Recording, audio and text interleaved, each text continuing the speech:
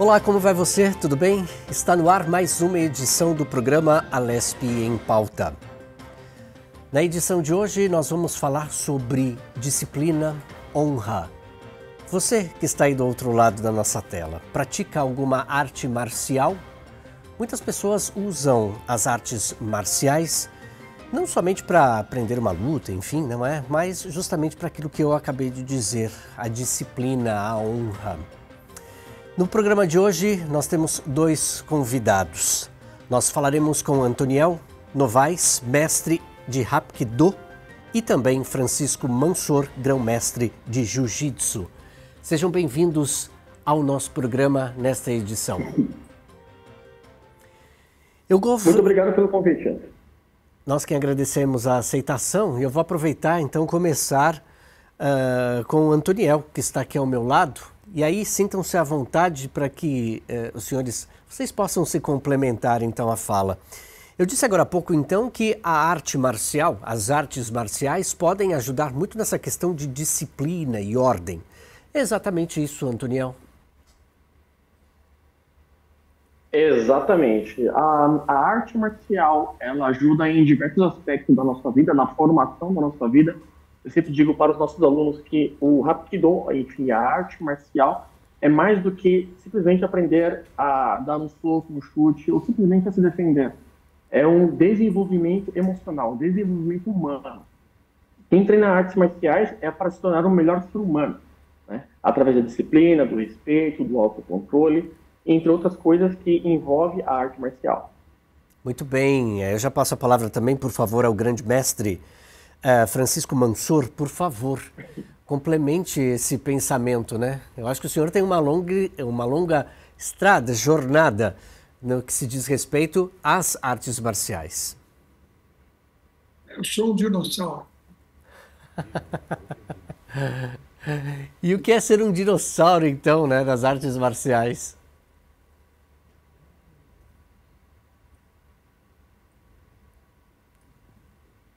No Brasil, né? Fora do Brasil, eu não sou dinossauro. E quão importante é, né? Quais são os ensinamentos que o senhor...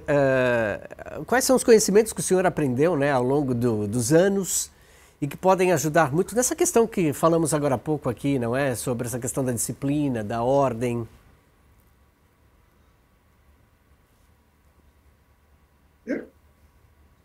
Eu acho que a coisa mais importante que as artes marciais nos traz é exatamente a disciplina.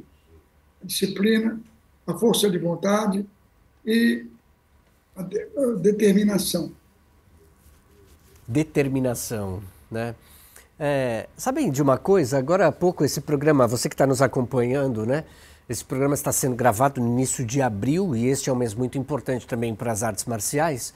Eu acho que vem de encontro com uma situação, né? Nós estamos vivendo aqui na Assembleia Legislativa do Estado de São Paulo hoje, então, repito, quando este programa está sendo gravado, uma sessão solene.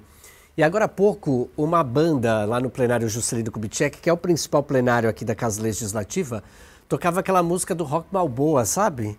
E eu acho que vem de encontro um pouquinho com essa ideia, né? Da música, da arte marcial que vai se complementando, do esforço, né? Eu acho que perdão, existem diversas artes marciais. E aí a gente traz aqui uma específica, claro, o Jiu-Jitsu e o Hapkido hoje. E a gente queria entender o que seria esse Hapkido. Perdoe-me a ignorância, mas eu nem conhecia, não conhecia, né? Eu não conheço artes marciais, vou aprender com vocês hoje. E aí o Hapkido vem, acho que para corroborar, então, algo muito importante no que se diz em respeito àquilo que já falávamos e continuaremos a falar, que é essa questão da disciplina, né? Exatamente. Inclusive, algo que acaba sendo muito comum são as pessoas confundirem o Hapkido com o Aikido. Isso é muito comum, né? O Aikido ele se popularizou muito devido àquele ator famoso, né, que é o Steven Seagal. Então, devido a isso, as pessoas acabam confundindo aí. São artes marciais um pouco similares, inclusive o Hapkido, ele foi criado mais ou menos na década de 1940, e o nosso fundador foi o grão-mestre Cho Yun-Sul. E o Hapkido ele foi criado com base em algumas artes marciais tradicionais coreanas e japonesas também. Coreanas como, por exemplo, o Taekwondo, que depois acabou sendo chamado como Taekwondo, e japonesas como o Jujutsu. Temos também um pouco de Aikido, aí vem uma certa semelhança, e um pouco do Judô também. Então, a junção dessas artes marciais acabou sendo aí fundado o Hapkido na década de 1940. E, mais ou menos, aproximadamente em 1960, foi quando ele chegou aqui no Brasil, através de imigrantes coreanos, e começou a se popularizar essa arte marcial. Então, até nos dias de hoje, ela vai ganhando cada vez mais seu espaço aí em território nacional.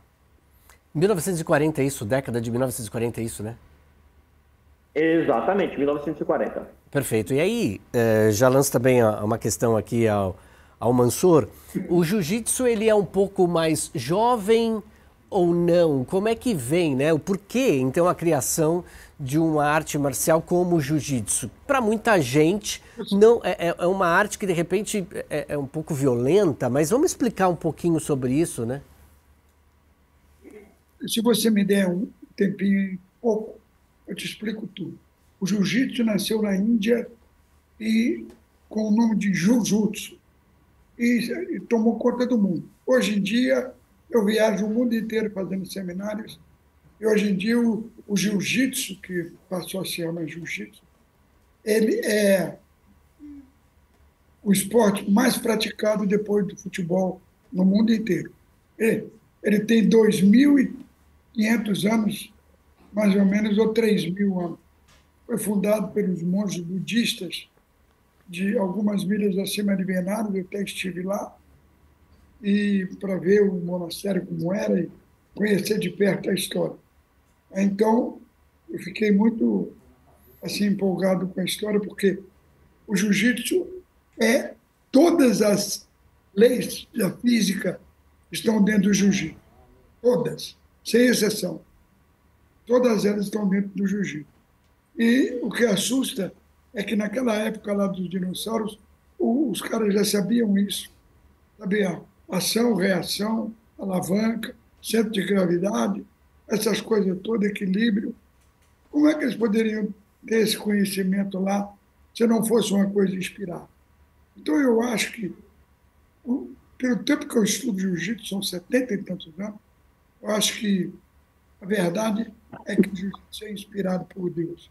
E do jiu-jitsu nasceram todas as outras artes marciais. Por exemplo, porque o jiu-jitsu ele tem todos os detalhes das artes marciais e elas foram, de acordo com a região, o mais importante, por exemplo, devagar. Por exemplo, em Okinawa fizeram karatê, que quer dizer mão vazia de Okinawa, que eles eram proibidos de usar armamento, mas eles eram dominados por outro país. E assim foi todo o tempo. E os monges budistas não podiam usar armas, que era a tentatória moral da religião deles. Então, eles, inspirados, criaram uma arte que você usa as próprias mãos. Você tem a parte traumática, a parte de torções, que o meu amigo aí acabou de falar, a parte traumática, as torções que no Aikido, para nós chamar Kijitsu, e tudo vem do jiu-jitsu. Até a luta sem o kimono vem do jiu-jitsu, porque é o jiu-jitsu sem kimono. Agora, Mansour, eu fico aqui tentando imaginar, né, o porquê dessa prática de fato, né? O que levou aos monges ou os monges budistas numa prática tão importante quanto essa? Eles eram obrigados a percorrer longas caminhadas, a disseminação da religião e para fazer comércio para sobreviver. Então, essas viagens, eles eram constantemente assaltados, porque a Índia é um país muito pobre e tem muito assaltante. Assim. E isso estava ofendendo a eles em todos os sentidos, porque estava causando a morte de adeptos e dos próprios monges. Então, eles tiveram que criar uma arte que permitisse eles se defender sem que fosse tentatória ou moral da religião dele. E aí, então, eles criaram o jiu-jitsu, que eu uso das próprias mãos. Entendeu? E daí, todas as outras vieram originárias do jiu-jitsu. Sensacional. Vou aproveitar e vou fazer mais uma questão, né? Aqui. Quais seriam os benefícios dessa prática? O maior benefício que eu acho é a coordenação motora e, acima de tudo, a bilateralidade. Porque você vasculha o seu cérebro sanguineamente dos dois lados, porque você é obrigado a fazer os movimentos dos dois lados. Então, até os exercícios do jiu-jitsu, os aquecimentos são trabalhos de coordenação motora, de domínio lateral, lado direito, lado esquerdo. Muito bem. Agora, Antonião, trazendo então essa reflexão, né, do jiu-jitsu para cá, então para o Hapkido. E aí muito interessante porque o Francisco vem nos trazer, né, essa ideia assim, de que dali do Hapkido, ou melhor, do jiu-jitsu nasceram outras artes marciais. É possível fazer uma comparação entre jiu-jitsu e Hapkido? Claro que pode. A parte traumática do Hapkido é igualzinha do jiu-jitsu. Por exemplo, as torções do Hapkido são iguaizinhas do jiu-jitsu. Antoniel, o que você falaria sobre isso? Apenas complementando o nosso convidado Mansur, sim, ele tem razão em parte, claro, né? O Hapkido, a gente também trabalha com toda a parte de torções, controle das articulações do corpo humano. Nós dizemos que o Hapkido, todas as artes marciais, há suas especialidades, né? A especialidade do Hapkido, em si, é a defesa pessoal. É claro, a gente temos toda a parte de movimentação, temos a parte de combate, temos a parte de sparring, no caso, né? Temos a parte de soco, chute. Mas o nosso foco mesmo é a defesa pessoal. A nossa especialidade é a defesa pessoal. E quando a gente fala de defesa pessoal, para ser mais específico, não seria uma defesa pessoal apenas contra um soco ou apenas contra um chute, né? É algo mais específico ainda, mais adentro. Então, por exemplo, pode ser defesa pessoal contra qualquer tipo de agarre, seja um agarre frontal, um agarre cruzado, seja um abraço de urso pela frente ou por trás. Pode ser defesa pessoal contra socos e chutes, mas e essas defesas pessoais, geralmente, elas são complementadas através de uso e controle das articulações do corpo humano. A gente tem que ter um domínio das articulações. E a gente trabalha muito com a parte de pontos de pressões. Isso é muito característico nosso também, né? Que são pontos de acupuntura espalhados pelo corpo inteiro. São 351 pontos aproximadamente. Então a gente estuda esses pontos justamente para que a gente possa ter o controle das articulações do corpo humano, para ter um controle sobre o nosso adversário e a necessidade de ter que utilizar a força, né? Então a gente trabalha nesses pontos para em seguida poder trabalhar nas articulações do corpo humano. Então nessa parte, sim, é algo similar ao jiu-jitsu, né? A gente trabalha com a parte de chaves, com a parte de cadeados, com a parte de mobilizações. Trabalhamos também com torções de munheca, cotovelo, etc., entre outras coisas também. Tudo, claro, bem controlado para não poder machucar, seja o agressor ou seja o próprio praticante de Hapkido. Então, é uma arte marcial, digamos que complexa, assim como eu acredito que o jiu-jitsu também seja, né? Não temos a parte de luta no solo, quer dizer, até temos defesas pessoais, técnicas no solo, mas é algo completamente diferente do jiu-jitsu. O Hapkido, ele não tem, digamos que o rola que a gente fala, né? As nossas defesas pessoais, por exemplo, então, o que eu faço em uma situação que eu estou sentado ou deitado e o agressor está em pé e ele tenta me agredir. Então, como que eu posso me defender de uma pessoa assim? Ou, por exemplo, como que eu posso me defender eu estando deitado ou sentado e alguém me apontando uma arma, dependendo da distância? Então, essa é a nossa defesa pessoal, entre aspas, no solo, né? Ou eu deitado e alguém montado em cima de mim tentando me estrangular. Então, essa é a nossa defesa pessoal no solo. A gente não chega a rolar, né? Isso não faz parte do Hapkido em si, mas a gente trabalha muito com a questão da defesa pessoal, através das articulações do corpo humano e também utilizando os pontos de pressões são 351 aproximadamente pelo corpo inteiro. Nossa, sensacional. Agora, Antoniel, acho que é importante dizer, é claro que você já falou aqui algumas coisas, além da própria defesa pessoal, né? Eu gostaria que você também elucidasse, por favor, ao nosso telespectador, à nossa telespectadora que estão nos assistindo, os benefícios também dessa prática. Claro que sim. É ele ou eu? Oi, sou eu. Oi, Antoniel, pode falar, fique à vontade. Sim, obrigado pela palavra. O Hapkido, assim como qualquer outra arte marcial, né, eu vou falar pelo Hapkido porque eu pertenço a esta arte, a gente desenvolve os nossos alunos, sejam crianças, jovens, adolescentes, homens, mulheres ou até mesmo terceira idade, a gente tenta trabalhar o máximo possível com eles para que eles se tornem boas pessoas, né, pessoas excelentes. A gente busca excelência nessas pessoas através do quê? Através da disciplina, né, do controle emocional. Isso é muito importante. Tem que ser uma pessoa disciplinada, calma, tranquila, para que possa absorver o melhor possível do conhecimento do Hapkido. Geralmente quem pratica, a gente estimula na pessoa o respeito, respeitar os mais velhos, no caso das crianças, respeitar os pais, né, ou os mais velhos em si. Temos a questão do bem-estar também, do condicionamento físico, isso é muito importante. Sem contar também, claro, né, da prática da defesa pessoal, né, em situações reais, que a gente faz muito dessa prática aqui. Então, é como eu digo e volto a bater na tecla. O Hapkido é muito mais do que uma defesa pessoal, é muito mais do que dar soco nos chutes, rolamentos, projeções, etc. É um desenvolvimento humano. E eu posso, assim, afirmar, inclusive, que a grande maioria dos nossos alunos, a grande maioria, digamos que uns 60%, buscam o Hapkido mais pela qualidade de vida. O que a atividade física, o que essa arte marcial pode proporcionar para a pessoa. Porque no Hapkido a gente bate muito na tecla de que quem pratica Hapkido tem que buscar excelência. Temos que ser bons filhos, temos que ser bons pais, bons esposos, boas esposas, bons namorados, namoradas, né? Temos que ser excelentes em tudo, tanto na área pessoal como profissional. Então a gente estimula muito isso nos nossos alunos e a gente acaba coletando resultados excelentes. Muito bom. Agora, Francisco, também tenho aqui uma questão, né? Existe, então, um jiu-jitsu praticado no Japão? Existe um jiu-jitsu praticado aqui no Brasil? Existe alguma diferença entre os dois? Muita diferença. Por exemplo, nós temos, nos Estados Unidos, temos o América Jiu-Jitsu.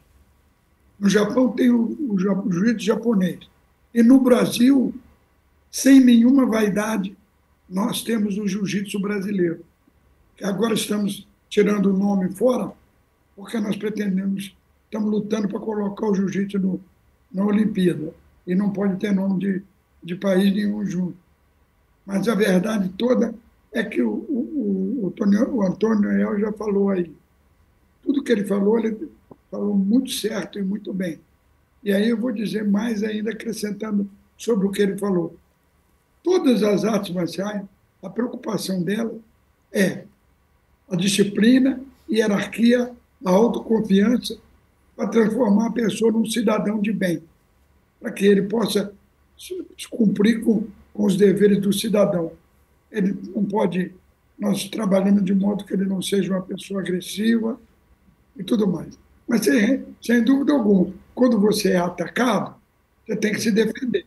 Se você tem que ter um ataque real, porque o jiu-jitsu é uma luta real. O jiu-jitsu não é uma luta esportiva, ele é real. Nós criamos o jiu-jitsu esportivo para ter competições. E isso aí está erradicado pelo mundo todo, com o nome de Brasília Jiu-Jitsu. Foi meu mestre que desenvolveu isso. Tirou do jiu-jitsu japonês e fez o jiu-jitsu brasileiro, que na época chamava-se Gracie Jiu-Jitsu. Hoje chama Brasília Jiu-Jitsu. O mundo inteiro pratica isso. Eu já fui dos 193 países do mundo, eu já fui pelo menos a 190. E todos eles têm jiu-jitsu. Ô Francisco, eu estou pensando aqui também numa outra situação, né? Diante dessa tua fala, né? Remetendo então à criação pelos monges budistas que trabalham exatamente essa questão mental, né? O equilíbrio, a busca de um vazio, de repente o próprio nirvana, num sentido aqui coloquial mesmo, e de fato o que é, né, na verdade. Agora, quais seriam as técnicas do jiu-jitsu, então, diante dessa situação, remetendo àquilo que foi no passado, né, a busca por um equilíbrio mental, ou de repente pelo vazio, não vazio, forma e vazio, como diz a própria filosofia budista, os próprios ensinamentos, é possível mensurar isso e colocar a própria técnica? O que seria isso? Sou eu ou é o Anto que vai responder? És tu mesmo, Francisco. Eu vou dizer para você uma coisa. A defesa pessoal é a base de tudo. Ela foi criada, o jiu-jitsu foi criado para a defesa pessoal dos monges, dos seguidores deles. Então, tudo isso. E o tempo foi dando conta de espalhar para tudo que é lado, cada um com a sua necessidade. Daí surgiram ramos diferentes mas a defesa pessoal é exatamente o segredo. Eu sou uma testemunha viva disso. Eu, quando garoto, eu era acovardado, porque hoje em dia é bullying, naquele tempo era apanhar mesmo. Nos colégios a gente apanhava muito. E eu, por exemplo, que nasci no interior de Minas Gerais, numa fazenda, quando eu fui para a cidade para estudar, que meus pais mudaram de residência, porque nós éramos muitos irmãos estudando, eu era o alvo de todo mundo, eu apanhava a beça. E aí, quando eu comecei a aprender o jiu-jitsu, que o meu primeiro professor foi meu pai, eu adquiri uma autoconfiança e eu perdi o medo de enfrentar as coisas. E é isso que a arte marcial dá a você. Todas elas, sem exceção, te dá muita confiança e isso te prepara para a vida. Você está pronto a fazer qualquer coisa na vida que seja necessário. Porque você não tem. Uma das coisas que eu aprendi muito assim, um verdadeiro lutador de arte marcial não tem medo, ele tem receio. Porque o medo ele é descontrolado. Ele tem receio porque é um medo consciente. Ele pode se defender de um ataque, pode até evitar uma agressão. Mas a verdade mesmo é que o jiu-jitsu é uma arte militar, é marcial art, né? Ela é uma arte militar. Ela visa vencer o adversário. Tanto não é com violência nem nada, mas o jiu-jitsu não é de força. O meu mestre, ele era uma pessoa deficiente, fraquíssima. Ele não tinha força para nada. Ele pesava 60 quilos, mas era um gigante com 60 quilos. Nós éramos mais de 40 profissionais dentro da academia e ele batia na gente, brincava, perguntava onde é que a gente queria ser finalizado. Se era no pescoço, se era no braço, aonde era. E o jiu-jitsu só tem a parte traumática quando é uma luta real, como é o vale tudo, dá essa parte traumática. A gente aprende, não usa durante o jiu-jitsu, porque na prática do jiu-jitsu é mais esportivo do que outra coisa. E mais homens, como é que está essa realidade também, né? Mulheres e homens praticando jiu-jitsu, qual que está essa realidade? As mulheres têm procurado mais ou não? A verdade é que o jiu-jitsu, por necessidade, como as outras artes marciais também, por necessidade, se ramificou ao longo do tempo. Por exemplo, tem defesa pessoal para mulher, tem defesa pessoal para evitar bullying, tem defesa para estupro, e tem defesa para policial, para guarda de segurança. O jiu-jitsu é dividido assim. São 4 tipos de defesa pessoal que tem dentro do jiu-jitsu. A defesa pessoal agressiva, que é para você se livrar de uma tentativa contra você. A defesa pessoal, a mulher reagir, conseguir fugir do homem que está atacando ela. E o jiu-jitsu foi se especializando de tal maneira que se tornou uma arte marcial completa. Muito bom. E, Antoniel, como é que está essa realidade na arte marcial de vocês? É uma realidade positiva, digamos assim. A gente, graças a Deus, estamos com uma demanda muito grande. E o interessante é que as pessoas, elas não têm tanto um conhecimento do Hapkido, né? Elas assimilam o Hapkido com a defesa pessoal em si. E quando elas acabam descobrindo o que é o Hapkido, a grande maioria das pessoas que me buscam, que me procuram, elas eu vi na internet, enfim, passei em frente à escola, eu vi Hapkido, não sei o que é, mas eu achei interessante que está escrito arte marcial especializada em defesa pessoal. Então foi isso que me chamou a atenção, né? Então, assim, a nossa realidade hoje, graças a Deus, está super positiva. A gente está com uma demanda muito grande de alunos, principalmente no grupo Mirim, ou seja, crianças. Inclusive, a gente está com um grupo enorme de crianças. Os pais estão buscando muito essa modalidade para que a gente possa ensinar os princípios da defesa pessoal para a criança de uma maneira bem lúdica, né, para que ela possa já começar a desenvolver. Inclusive, o Hapkido, ele auxilia muito na parte da coordenação motora e concentração.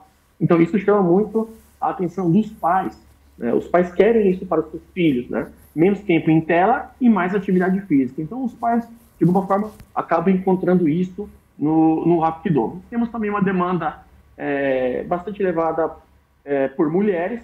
As mulheres, ultimamente, têm buscado o Hapkido justamente para aprender a se defender, né?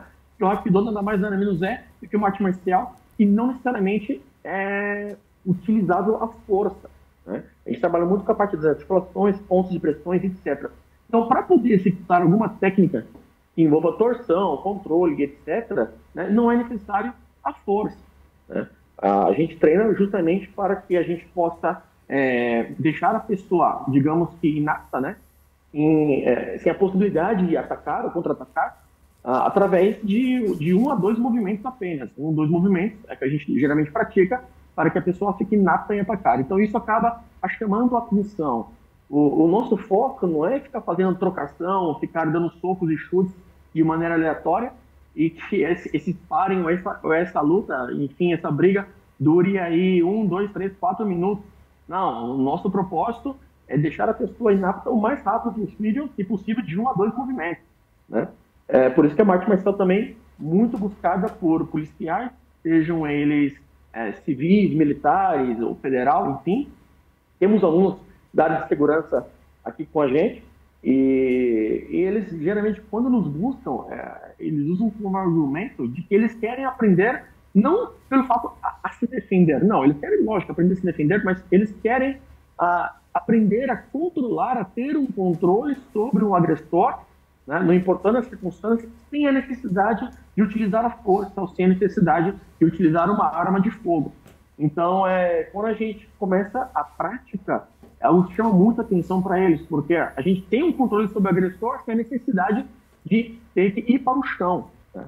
Então, a gente tem essa digamos que essa facilidade, né? Então, algo que chama muita atenção. A nossa realidade hoje está muito bem, né? Estamos aí com uma demanda muito grande e é algo muito satisfatório. Antoniel, Francisco, a gente vai fazer um rápido intervalo. É o tempo de vocês tomarem uma água aí rapidinho também, nosso telespectador. E daqui a pouquinho voltaremos então com o segundo bloco do Alesp em Pauta. Não saia daí, até já.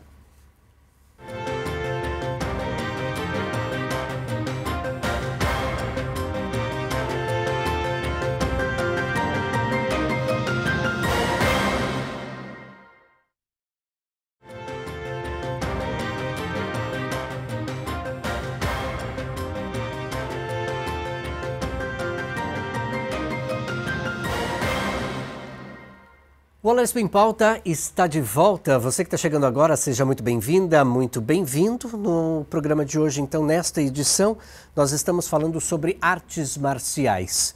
E aqui, de forma remota, estão 2 convidados. O Antoniel Novaes, mestre em Hapkido, e também o Francisco Mansor, grão-mestre de Jiu-Jitsu. E aí, só para que vocês entendam, e a gente traz essa reflexão também, aqui no Parlamento Paulista, por meio de uma lei, então o governo do estado sancionou então uma lei aqui que institui o Dia Estadual das Artes Marciais e Esportes de Combate a ser comemorado anualmente em 13 de abril. Só para vocês terem uma noção, nós estamos gravando este programa no dia 12 de abril, então, portanto, amanhã será, então, comemorado este Dia Estadual de Artes, das Artes Marciais e Esportes de Combate.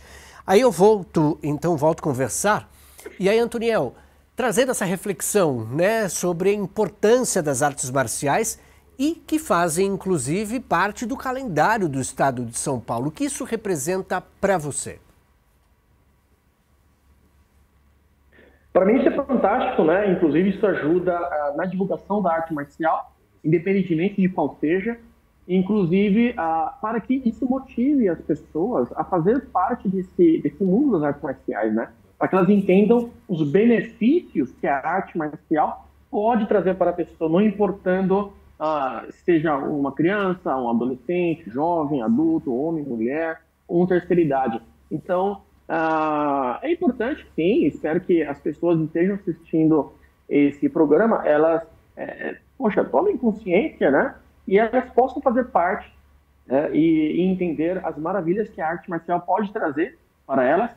E querendo ou não, para quem pratica sabe, né? A arte marcial transforma vidas. Eu digo isso pelos alunos que eu tenho, acredito que o Mansur também vai com certeza estar completamente de acordo comigo. Quem é da arte marcial sabe, a arte marcial transforma, e o nosso desejo realmente é que as pessoas tomem essa consciência e que pratiquem, né? Justamente para que possam se tornar pessoas melhores. Mansur, por favor. Eu já posso chamar você de meu amigo, Antônio. Nós estamos nesse negócio, o nosso trabalho é muito importante. Atualmente, o mundo está reconhecendo o nosso trabalho. E até então, nós éramos tidos como perigosos, porque nós lutamos e temos habilidades que os outros não têm, nós não éramos bem vistos. E também muita gente deturpou esse negócio. Mas, pelo que eu estou sentindo, você é um cara concentrado e está me agradando conhecer você pessoalmente depois. O mais importante de tudo, do nosso trabalho, não sei se ele vai concordar comigo, é a concentração, porque a criança ela é dispersiva demais. E as artes marciais fazem com que ela fique concentrada, tenha atenção por aquilo que ela faz, esteja preparada para agir na hora necessária. Não com brigas, essas coisas, porque nós pregamos contra a violência. Entende? Você vê, as mulheres hoje, as nossas academias, hoje eu tenho academia pelo mundo inteiro, é mulher de tudo que é jeito nas academias, porque a mulher é o sexo frágil, ela não tem força para reagir numa agressão. E a mulher é o ser mais agredido no mundo até hoje. Existem várias leis criadas, até novas, para defender a mulher. E ela encontra não só segurança em si mesma, como também ela tem condições de se defender de qualquer ataque. Hoje em dia, o que mais tem são agressões. Na verdade, e graças a Deus, o meu amigo do Rapkido aí tem as mesmas mentalidades minhas. E que bom, né? O benefício das lutas traz para você a saúde, porque você se cuida, você não fica usando nenhuma droga, nenhum cigarro, se alimenta corretamente, se preocupa com a sua condição física, porque você vai precisar dela toda vez que você for treinar. Se você for um cara que não se cuida fisicamente, você vai cansar rapidinho e vai perder tudo. Isso, para nós, é essa força de vontade que as artes marciais dão. Como ele falou, eu, por exemplo, com a minha vida de dinossauro, eu tenho experiência, eu sou preta de judô, preta de karatê, pratiquei aikido há muito tempo, e capoeira, que embora não seja uma arte marcial, também te dá equilíbrio, te dá noção de agilidade, te dá aptidão física. E tudo que você faz de exercício seja ele aeróbico ou anaeróbico, ele está te ajudando a melhorar a tua saúde. Ô Francisco, o senhor tinha falado para a gente, logo lá no primeiro bloco, falando sobre essa questão da hierarquia, né? E aí depois também gostaria, por favor, que o Antoniel complementasse essa realidade da hierarquia. Existem as próprias faixas, né? No jiu-jitsu também, a coloração. E isso tudo tem um significado. Traga para a gente essa reflexão, por favor. Eu vou passar uma coisa para você, porque no jiu-jitsu, o criador das regras do jiu-jitsu e o criador da hierarquia de faixas e da tabela de peso fui eu mesmo, Opa! ajudado por amigos, é lógico, ninguém faz nada sozinho, não existe o bloco do eu sozinho. É lógico que eu consultei as pessoas especializadas e fui me preparando cada vez mais para poder conseguir fazer as regras do jiu-jitsu e tudo mais. Seguir as coisas que já tinha feito antes, quando eu fiz a hierarquia de faixas, eu aproveitei as coisas que já haviam antes e criei o sistema do jiu-jitsu. Por quê? Porque as faixas do jiu-jitsu são diferentes numa coisa das outras artes marciais. Por exemplo, as faixas do jiu-jitsu, da faixa branca até a faixa marrom, ela tem uma ponta preta. Aí você pergunta, mas por que essa ponta preta? Está de luto? Não é isso.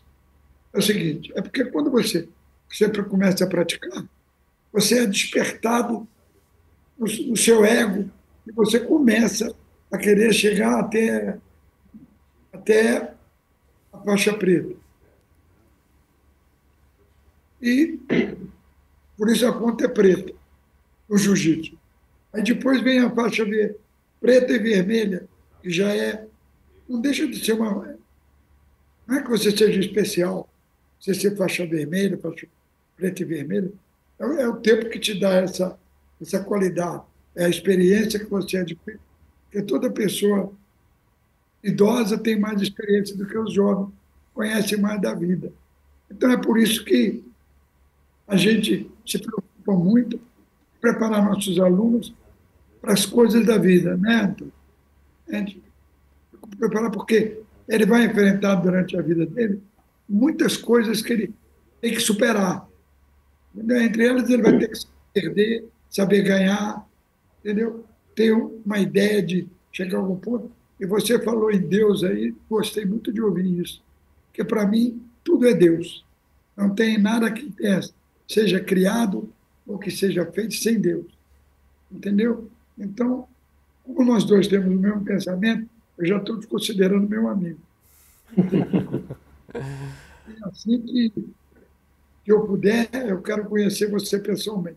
Você é de São Paulo? Eu vou te conhecer aí. Ô, Antoniel, responda, por favor. E aí tem uma outra coisa também que acho que pode complementar nessa questão das cores, como é que também é definido tudo isso na arte de vocês?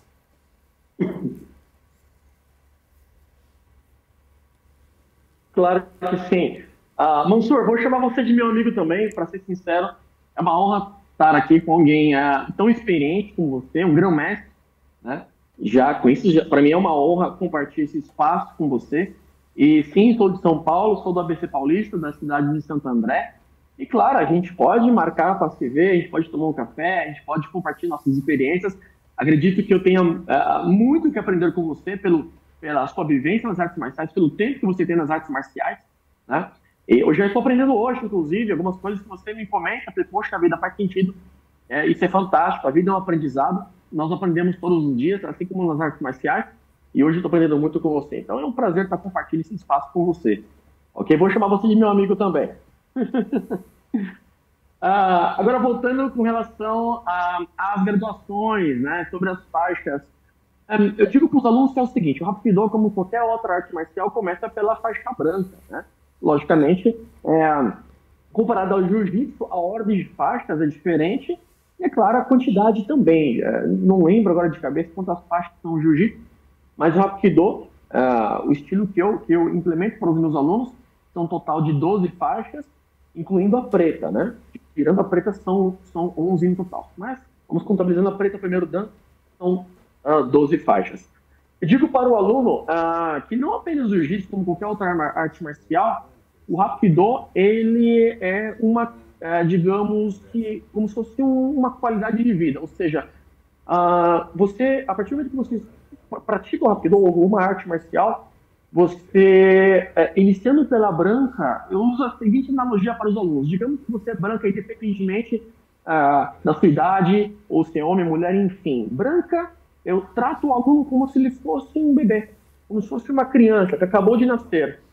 Então, assim, a metodologia que a gente usa, independentemente se o aluno já tem alguma vivência ou não, claro, a gente identifica que ele tem uma vivência, a gente pode ir saltando alguns procedimentos. Mas, o aluno branca, a gente tem que começar da base com ele, né? É uma criança que acabou de nascer, entre aspas.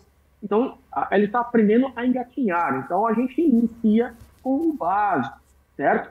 Separar as pernas, flexionar os joelhos, levantar as mãos, como dar no soco, como dar no chute. Iniciamos em seguida com que ele entenda um pouco sobre as articulações do corpo humano, tudo isso na faixa branca. Ele tem que ter uma base disso aí, né?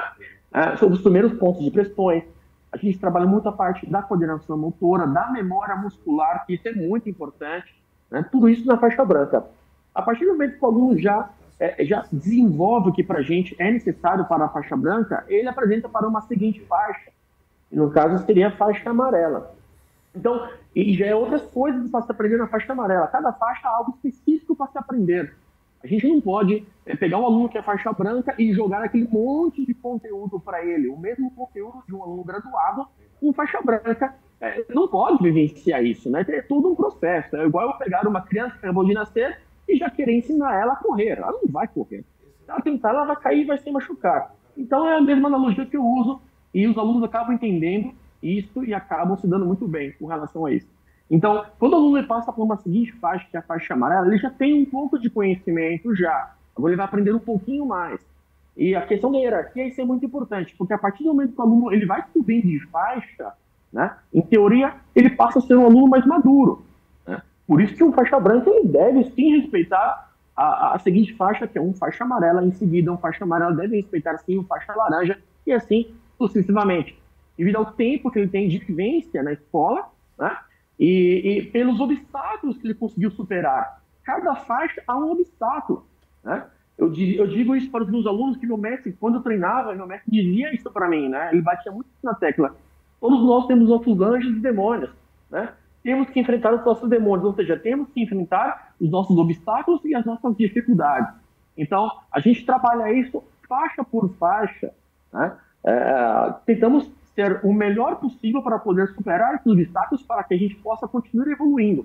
Então, em teoria, o aluno, quando ele chega numa faixa já mais graduada, seja uma faixa preta, primeiro dan, ou uma faixa vermelha, que já está muito próxima da preta, esse aluno já passou por muitas coisas, né? Já passou por muitos obstáculos, talvez um branco ou um faixa amarela está passando por isso. Então, deve haver esse respeito.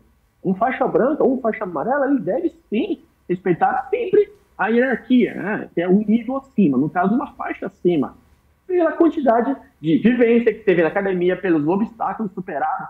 Então, essa parte da hierarquia é completamente fundamental para que seja respeitada. Então, as pessoas, como eu digo que ultimamente a gente está tendo uma demanda muito grande de crianças se matriculando no Hapkido, justamente devido a isso também. Não apenas o Hapkido, qualquer outra arte marcial, até mesmo o jiu-jitsu, ou judô, ou karatê, a hierarquia, ela faz parte da arte marcial. E é importante que as pessoas, elas cresçam com essa mentalidade. Porque a hierarquia não existe apenas nas artes marciais, no Hapkido, no jiu-jitsu, no karatê. A hierarquia existe para a nossa vida, né? Eu tenho que respeitar o meu pai, porque devido ao tempo que meu pai tem de vivência, né? Eu devo respeitar aí o meu amigo Mansur, pelo tempo de vivência que ele tem, pelas coisas que ele já passou pela vida dele, não apenas na vida pessoal, acredito eu, como também na vida profissional e na vida marcial, né? Nas escolas, as crianças devem sim respeitar os professores pelo mesmo motivo, pelo tempo de vivência e etc. Então, a arte marcial, ela te ensina a ser uma melhor pessoa, não apenas dentro do tatame, como fora, através da hierarquia. Até mesmo na vida profissional, você se respeitar o seu supervisor, o seu chefe, e por aí vai. Tudo isso é hierarquia. Então, a vida, ela funciona melhor se as pessoas passam a entender essa questão da hierarquia, né? Aí eu acredito que as artes marciais, sim, faz muito sentido na vida das pessoas, a partir do momento que elas entendam, né, essa questão da hierarquia. Ô, Antoniel, existem equipamentos para a prática do Hapkido e quais seriam eles? Claro que sim. Temos, quando a gente faz a parte de sparring, que seria o combate, né, seja curta, média e longa distância, temos os equipamentos, que inclusive o Hapkido, por ser uma arte marcial sul-coreana, ela, em alguns aspectos, se parece muito com o Taekwondo, a parte de combate. Né? Não é tanto essa parte de contato, né, tocar, ponto, etc., mas a parte de equipamento é praticamente igual. Temos o capacete, temos o protetor bocal, temos, no caso, protetor para algum golpe baixo, né? Temos protetores de antebraço, temos luvas, temos protetor nos pés e nas pernas, no caso, nas canelas, né? Que no caso seria uma caneleira, justamente para que a gente possa estar apto para fazer um combate de maneira segura, né? Para que a gente não possa se machucar. Isso é os equipamentos para sparring. Agora, equipamentos para treinamento, temos os aparadores, né? Que os aparadores, que geralmente a gente pratica mais a parte da força, né? De um chute ou de um soco, e trabalhamos bastante com as raquetes, né? Isso é muito comum você ver na prática de taekwondo. Então, raquetes, que é focado mais na parte de precisão, para que o aluno ele possa bater de maneira mais precisa, seja com a perna, né? Ou com os braços. Quando eu digo braço, é na maneira geral, seja tudo que envolve o braço, claro, seja o punho, o cotovelo, né? E a perna, seja o pé, canela ou o joelho. Então, é completo. Não é só punho e pé. Não, é punho e cotovelo ou perna, no sentido de pé e joelho. Então, é algo bem completo. A gente trabalha o corpo inteiro. E, para isso, temos que ter equipamentos para que o aluno ele possa se desenvolver da maneira correta. A mesma coisa também, Francisco, no jiu-jitsu? Exatamente o que ele está falando. Ele deve praticar jiu-jitsu escondido. Ele está falando tudo que nós fazemos. Por exemplo, eu sou patrono da Academia de Polícia do Rio de Janeiro, exatamente porque o meu trabalho foi dar aula de defesa pessoal e condição policial para todos os alunos. Já passaram mais de 30 mil pela minha mão. Então, isso tudo é uma questão de sequência, progressividade, habilidade. É o que ele falou ali antes do faixa branca. Então, faixa branca está chegando e a defesa pessoal policial é exatamente um momento que você pega um policial que nunca praticou nada, ele tem que prender um cidadão, se o cidadão reagir, ele vai ter que usar violência. Enquanto com o jiu-jitsu, ele controla o cidadão e sem necessidade de violência, sem necessidade de processo de agressão. Mas o mais importante é que eu gostei que o Antoniel falou, é a parte da criança. Então, eu me preocupei muito quando fiz as faixas. Primeiro que tudo, eu estou dando a impressão de que eu sou o criador sozinho de muita coisa, mas não é nada disso. Muito pelo contrário, eu sou até muito moderno. Tudo que eu fiz foi com a aprovação dos meus mestres, Carlos e Hélio Grace. Tudo que eu preparava, eu levava a eles. A gente estudava e eles aprovavam ou não. Quando eles não aprovavam, aquilo não entrava, porque eles aqui eram mais, vamos dizer assim, mais experientes do que eu. Eu era um estudante ainda. Mas a verdade é essa. O jiu-jitsu, a preocupação nossa é o faixa branca. Para mim, no meu entender, a faixa branca é a maior, é a faixa mais importante da arte marcial. Que você vai preparar uma pessoa para o futuro e, acima de tudo, não só isso, como também vai ser futuro da arte marcial. Porque se acabar na faixa branca, a gente vai ficando velho, não tem mais ninguém para poder fazer a arte marcial. E agora, com essa ascensão das mulheres a fazer defesa pessoal, eu estou muito feliz, porque é um outro lado que está crescendo. A mulher está necessitando de autoconfiança. Então, faixa branca, por exemplo, no jiu-jitsu, a faixa branca, quando ele começa, ele amarra uma faixa branca na cintura, não tem ponta preta, não tem nada. Ele está sendo batizado, como disse o Antônio antes. Ele não sabe de nada, ele é mais perdido do que cego e tiroteio, né? Então, resultado, ele começa a praticar. Quando ele já tem uma noçãozinha, que isso dura no mínimo 6 meses, ele aí então recebe a ponta preta na faixa. Não só como estímulo para ele, as faixas das artes marciais são, vamos dizer assim, pontos de estímulo para o praticante, para ele não desistir. Ele é faixa branca, aí eu achei que ele indo para a faixa amarela, nós íamos ficar com 4 faixas só. Aí eu acrescentei a faixa cinza. Então, até os 15 anos, são 5 faixas. Branca, cinza, amarela, laranja e verde. E para criança, até 15 anos. Quando ele vai completar 16 anos naquele ano, ele passa para a faixa do adulto, que é a faixa azul. E a faixa do azul é a mesma coisa. Azul, roxa, marrom e preta, mas nem a branca antes, então são 5 faixas também. Entendeu? A minha preocupação foi colocar ordem, controle em tudo que a gente fazia. Por exemplo, vou contar uma coisinha rápida, sem atrapalhar. Quando nós começamos o Vale Tudo no Brasil, começamos não, já existia o Vale Tudo por meio de vida. Mas como foi estabelecido e aprimorado o Vale Tudo pelo Carlos e pelo Hélio Gracie, nós começamos a lutar Vale Tudo. Então, lutando o Vale Tudo, é que você vê a necessidade de você estar preparado, né, em outras modalidades de luta. Motivo porque eu pratiquei todas as lutas que surgiram possível, até o boxe, a capoeira, porque era subsídio que me dava como um profissional de luta. Isso tudo tem uma origem muito eficiente. Eu virei para o Hélio e falei: poxa, professor, a gente entra numa competição, já sabe que vai ganhar, porque os caras não têm o conhecimento da gente. O senhor tem que dar um jeito de resolver isso. Ele virou e falou: como é que eu vou fazer? Vou fazer um xerox de mim para sair dando aula para todo mundo, para eles chegarem na parte técnica que você chegou? Não tem como fazer. Eu falei: mas eu posso te ajudar. Ele falou: como? Eu vou criar umas regras que vai obrigar o cara a se aprimorar. Aí, então, entraram os pontos. Uma projeção, é a parte de desequilíbrio do jiu-jitsu, vale ponto. Uma passagem de guarda, vale ponto. Um domínio na montada, vale ponto. Uma pegada pelas costas do adversário, vale ponto.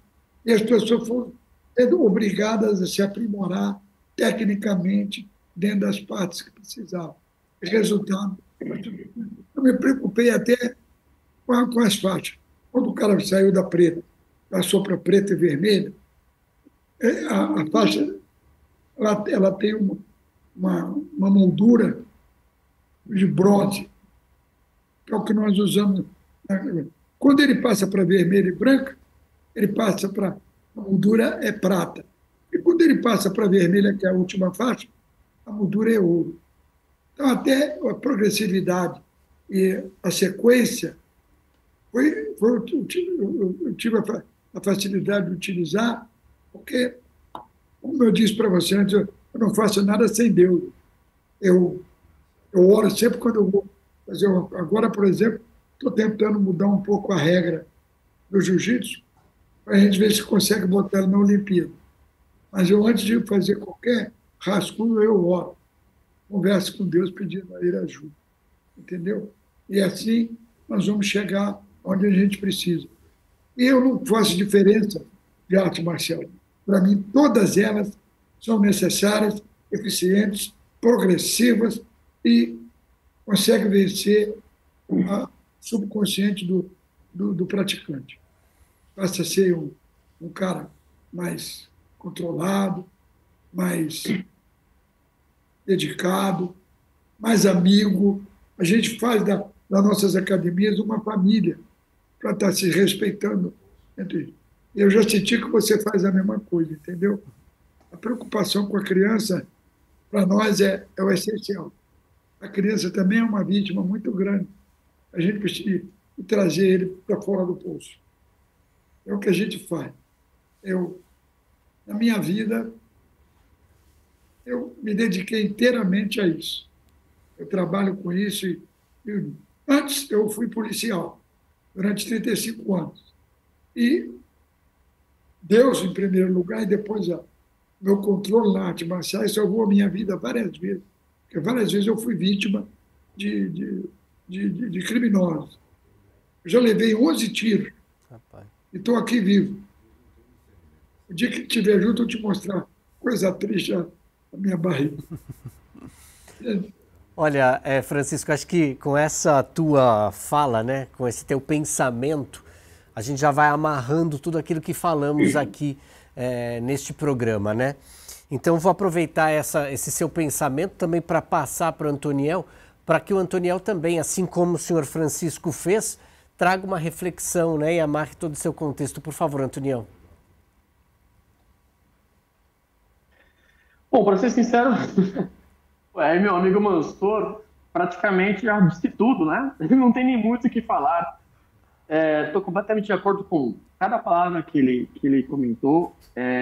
Fico até lisonjeado pela observação que ele fez, né?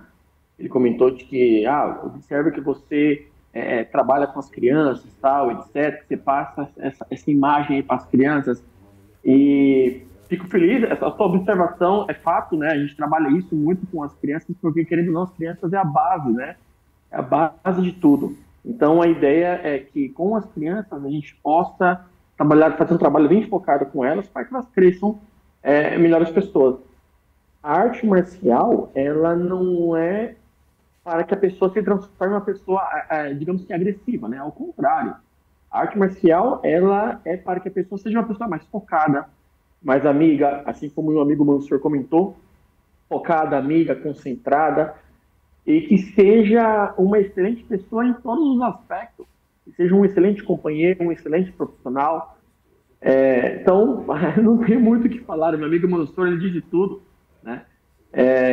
Espero realmente que as pessoas, novamente, se conscientizem dos benefícios que a arte marcial pode trazer para o ser humano. A arte marcial, ela ensinada da maneira correta, lógico, ela não transforma o ser humano em um ser agressivo, ao contrário, né? Ele transforma um ser humano em um ser humano melhor, em todos os aspectos. Então, isso é muito importante bater na tecla, e volto a repetir, isso é extremamente importante. A arte marcial, ela, volto a dizer, ela transforma vidas, né? Transformou a minha, desde criança, eu sempre adorei artes marciais, o meu pai, ele sabia disso, né? E só que o papai tinha muito medo de eu me matricular em alguma escola de artes marciais, eu me tornasse uma pessoa agressiva, né? E acabei me matriculando contra a decisão dele, e fiz, acho que de 8 a 9 meses de karatê que eu tinha. Eu adorava, sempre gostei de artes marciais, desde criança praticamente. Só que acabei desistindo porque meu pai, ele sempre foi uma pessoa bem tranquila, né? E ele nunca entendeu o real sentido das artes marciais, que é para sermos melhores pessoas e não sermos pessoas agressivas. Passei a treinar Hapkido já na fase adulta, aproximadamente com os meus 21 anos. Hoje eu tenho 40, quase 41. E passei a treinar com os meus quase 20, 21 anos. E agora sim, meu pai já entende, né? Meu pai já viu tudo que essa arte marcial fez na minha vida, já competi de maneira internacional, já fui campeão mundial 4 vezes, já competi na Coreia do Sul 2 vezes, já competi no México 1 vez. Então, meu pai vê tudo o que eu estou construindo, né? Aqui na nossa escola, as aulas para crianças, as aulas para adolescentes, as aulas para mulheres, para adultos, para a terceira idade. Então, meu pai, agora que ele vê toda essa atmosfera que está sendo criada, ele agora reconhece que realmente a arte marcial, ela é para que as pessoas sejam melhores pessoas. Então, eu espero que essa nossa conversa, eu e o Mansur, aí na TV Alesp, espero que as pessoas elas se conscientizem disso, que a arte marcial ela transforma vidas. Ela não faz com que as pessoas fiquem mais agressivas, ao contrário, faz com que as pessoas elas sejam melhores, que elas busquem melhores em si mesmas. Muito bem, olha, eu quero muito agradecer a Antoniel Novaes, mestre em Hapkido, e também ao Francisco José Mansur, grande mestre em Jiu-Jitsu. Muito obrigado pela presença de vocês, muito obrigado pelos esclarecimentos e agradecendo aos dois, também quero agradecer a você, nosso telespectador, nossa telespectadora, que estiveram conosco durante a exibição deste programa. A gente se encontra na programação da Rede Alesp. Tchau, tchau.